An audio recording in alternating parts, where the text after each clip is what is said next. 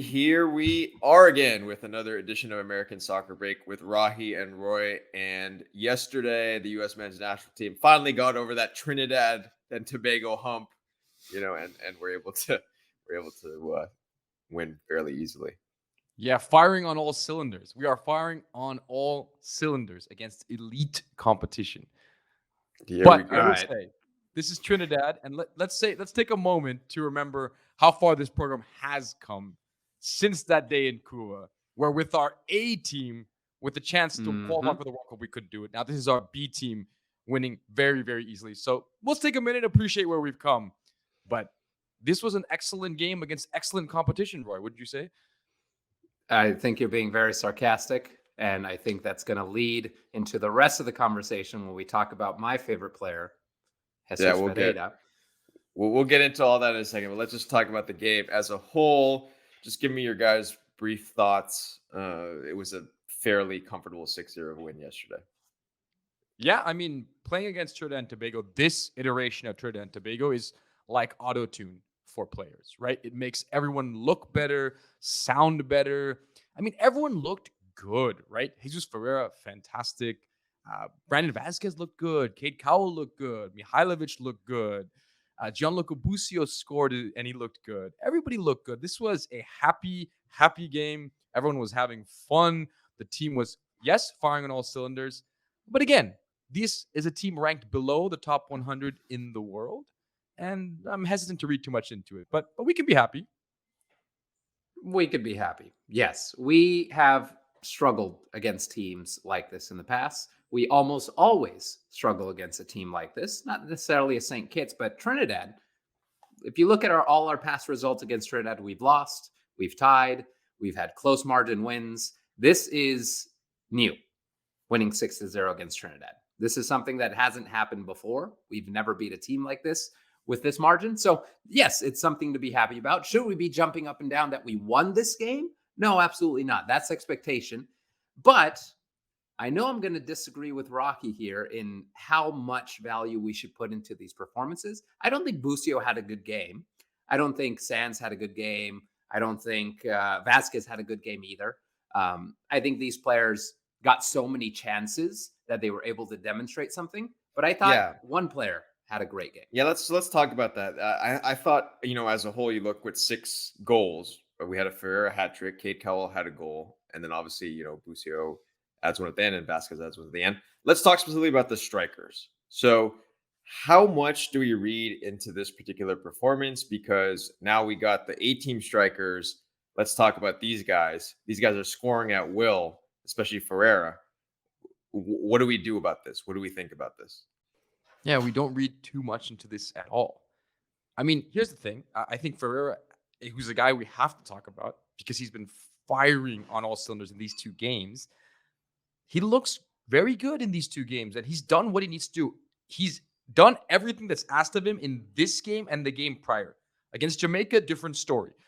But he has looked like a player that has improved since last year, no doubt. But we have to realize that this is not the level of competition we want to be evaluating our team against. These are both teams, this game and the last game, that fall below the top 100 teams in the world. This is not the level of the national team. It's not one where we evaluate players based on performances against Trinidad and Tobago and St. Kitts and Nevis. So are they on fire? Yes. Can it do a lot for their confidence? Yes. Is this a good barometer or good game to evaluate and think about how they fit into the A team? Absolutely not. And that's okay. We're going to have a couple of those games, maybe one against Mexico in this tournament, and then we can see. And we can see who shines, and we can see who can play against better competition. But for right now, all we can say is it's nice to have some strikers. It's nice to see some players scoring goals. But I can't read too much into this. All right, that's fine. That was the safest answer I've ever heard you give, Rocky. This is very different from what we discussed yesterday, which is the point you made is we should not be giving Ferreira credit because when it comes to the big games, he disappears. He's gone. He excels against the Caribbean nations. And then when you put him up against Mexico, you put him against the Netherlands, he completely disappears. So that is the issue. That is the conversation to be had. It's not should we look at this game versus St. Kitts and say, okay, Ferreira is now our number one striker? That's not the conversation. That's an obvious answer. No, of course not. The question is, should we be excited about David Ferreira in this game? How should we see him as a striker? Should we see him as a guy? His father again? Yeah, God. I grew up watching his father, man. So that's I'm not used to this Cool celebration. I'm actually sad about David Ferreira, so just want to let you know. Yes, Go ahead. yes. So, what was your point? Yeah. With Jesus, yes, in the big games, he doesn't do what he does against Trinidad and St. Kitts. But something we also have to consider is when you get a game where you have 8 chances and you finish 3, and then you get a game where you have between 0 and 1 chances a half, there's different way to measure his impact. Against Jamaica, how many chances did he get? A couple. But he changed his game. He became a producer. He became a creator. He gave what should have been 3 assists in that game. When you watch him against Mexico. But that's not on him. That's not on him. That's on the players around him. That's on the players around him. We need goal scorers. So the point you're making is exactly the point I'm about to make, which is against better teams, you don't get 5 chances. You get maybe half a chance. And he's shown that he can score when it's a chance. And that's important. Yes. Right now in this competition against these teams, that's important. But the striker for the A team has to put away half chances. Because if there's something we haven't done well over the past couple of years as a national team is score goals, particularly in big moments that can change games, right? So that's the evaluating criteria. And right now we don't have any evidence to suggest that he can do that, nor that Brandon Vasquez can do that necessarily. He has scored in 2 games now, but we don't have that evidence. And we've seen, the difference is we've seen Jesus Ferreira, maybe a different player, but we've seen him in big games not do that. And that's the challenge right now. Whereas we've seen Flo do it in big games, right? We've seen probably the best striker performance in a U.S. men's national team uniform at the World Cup was Josh Sargent. So we've seen these other data points from other strikers. We don't have it yet from him. You're contradicting yourself. You're contradicting yourself. Josh Sargent, the best performance from a U.S. striker at the World Cup. Did he score? He did not score against Iran. No. He did exactly what Ferreira does when it's a game where we don't get chances. And I agree. Ferreira didn't play well in that World Cup. I agree. Ferreira, towards the end of qualifying, didn't play well. But I feel most people are basing this player, a 22-year-old player, let me remind you all of that. This is a very young striker. They're basing his entire reputation on 1 game against the Netherlands and 2 games in World Cup qualifying. They're ignoring the rest. And then you come and say, striker needs a score, striker needs to finish half chances. And then you go and praise Josh Sargent, who did none of those things at the World Cup. He changed his role to become a creator, holding the ball. Those are the games we should be evaluating. You said we have 1 or 2, and you're right. The problem is we haven't played enough good teams. So now you're speaking to the problem with the fact that we haven't played enough good teams. We're talking about a team that should be competing with the top 10 national teams in the world. And now we're talking about evaluating our players in games played against teams that are below 100, 101, 134 respectively in the world.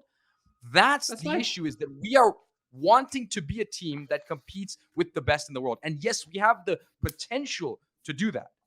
But we're not playing those teams. Mentality needs to change to stop thinking about how these players perform in continental games against teams that are inferior. Yes, we have 1 or 2, 3 games that we can see these players play against better teams, but that's when they need to be evaluated. Yeah, so I do agree with that point in the sense. I think as U.S. fans, sort of U.S. culturally as a whole, we tend to be very insular. So we're thinking about, oh, how good is Ferreira versus this versus that? I mean, going up against a Nathan Ake, going up against a Virgil van Dijk, going up against a Ruben Diaz, very different story. So I think that is one point. But that being said, if we were to sort of take out the lens of, are these world-class strikers, I think we can all put aside that they're not very quickly before moving on. What is the depth chart? Where does Ferreira fit into the depth chart of U.S. strikers? It goes, Roy, you go first. Balogun, Pepe, Ferreira.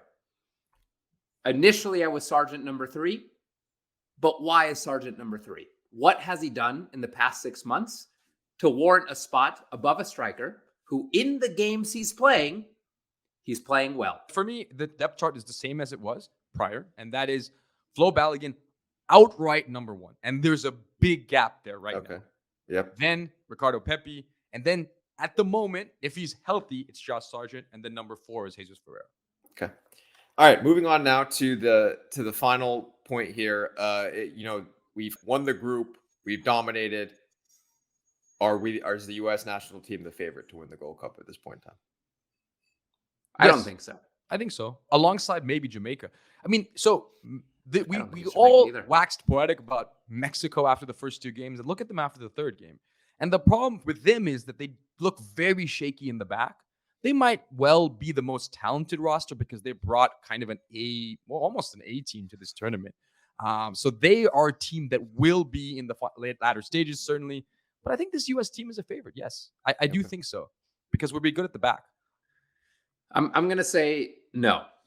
Can we win it? Absolutely. But I say no because we're relying on players who excel, and you might say Ferreira is one of them. That's fine. But we're relying on players who excel against lower competition. Mihailovic is a player. I see that face, Rocky. But Ferreira is finishing difficult chances. That's my point. Mihailovic is not creating difficult chances. He is only giving the good ball when he has tons of time, tons of space, and it almost seems like he's playing against kids a lot of time when he does these beautiful passes. Busio, the same thing. You put a little bit of pressure on Busio, and he starts to struggle. He struggled yesterday. He struggled for most of the game yesterday. You watch that game again, he's losing the ball. He's getting pushed off the ball. You put him against Mexico, he's going to struggle even more. Same with Mihailovic, same with a couple other players. I don't think Ferreira is one of those players. Yeah. All right. Well, moving forward, we still don't know who we're going to play yet. That'll be determined a little bit later on. But I think, look, the way I look at it is, I think the expectation is now for this team to win the Gold Cup after what they've shown. So let's see how that goes. Let's see what happens moving forward. But nevertheless, we can celebrate winning the group. We can celebrate 4th of July coming up tomorrow for everyone. So everyone have a happy 4th of July. We'll know who we're playing in the Gold Cup. And as always, as we say, go USA. Vamos, USA. Happy 4th of July, everyone.